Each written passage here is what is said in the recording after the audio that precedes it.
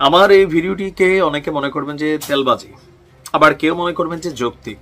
But আমি একটা জিনিসে বিশ্বাসী যে শত্রুতার জবাব যতক্ষণ শত্রুতা দিয়া হবে ততক্ষণ একটা দেশ রাষ্ট্র স্থিতিশীল হতে পারে না।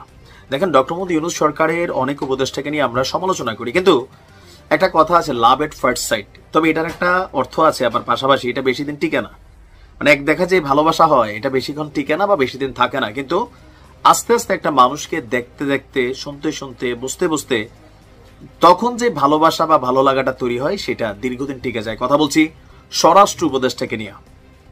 আমি বাংলাদেশের যতগুলো উপদেষ্টা আছে এই মুহূর্তে, আমি তেমন একদম সাদামাটা, একদম লোকাল ল্যাঙ্গুয়েজ, আবে হালায় আমগো তুমগো কয়ে আলছেন, মানে পুরান ঢাকার যে ট্রেডিশনটা, এটার ম্যাক্সিমামই তিনি ধারণ করেন।